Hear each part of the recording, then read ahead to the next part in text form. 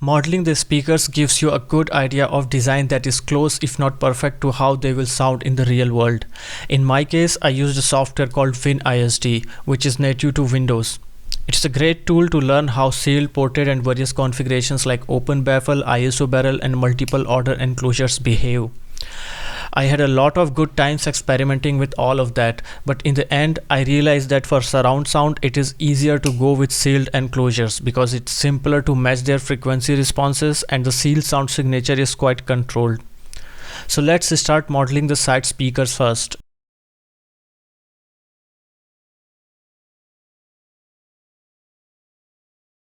Upon launching the software, the interface is quite easy to understand.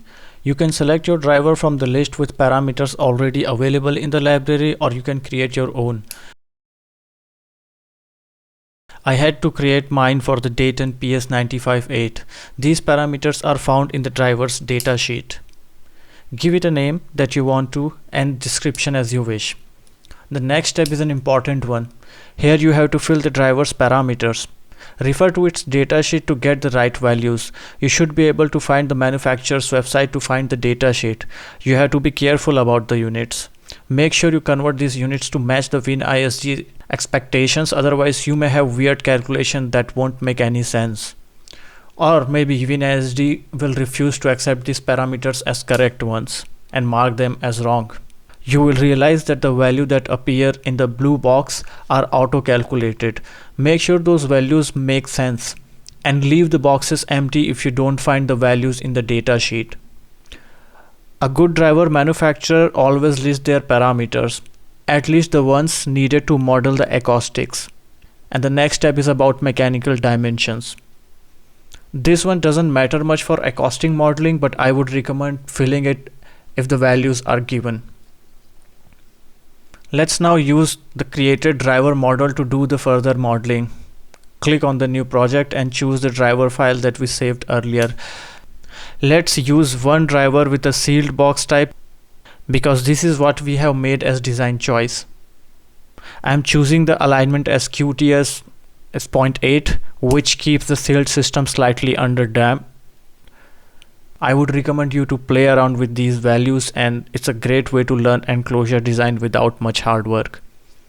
By default, the software has selected its own box parameters and plotted a Bode plot curve. This is the most important graph we need to understand. It gives us the magnitude response of the frequency ranges in logarithmic scale. Here plus 6 dB of change means the amplitude has doubled. And plus 3 dB of change means the power output has been doubled. That means plus 3 dB of change means the double of the output power. By default, the box size was 4.1 liter, but I have 6 liters volume available. And when I make this change, the frequency response gets even more flat.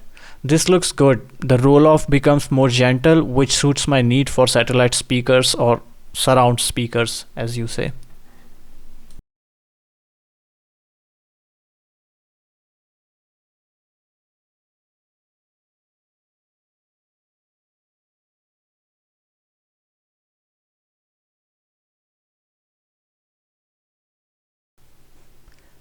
As a next step, let's design our subwoofer.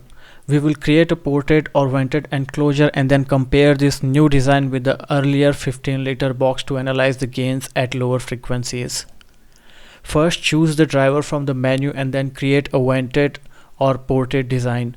I strongly recommend validating the driver parameters in the software's library against the actual subwoofer's datasheet, because sometimes the library can use a slightly different model with similar naming. As before, open the spec sheet and carefully review the parameters before using them in simulation. Just like the last time, we can find these values from the manufacturer's datasheet page. Now let's proceed and select the vented box type for this design. We will keep the default alignment since EB6 naturally extends the bass response. It will eventually get changed along with volume anyways.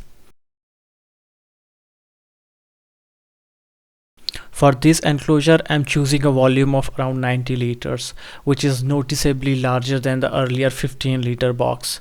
Next, we will set the tuning frequency to 70 Hz to see how it affects the port dimensions and the overall low frequency behavior. I'm specifically going with a slot port design, so we will switch the port type and experiment with the slot height, width, and the resulting resonant frequencies.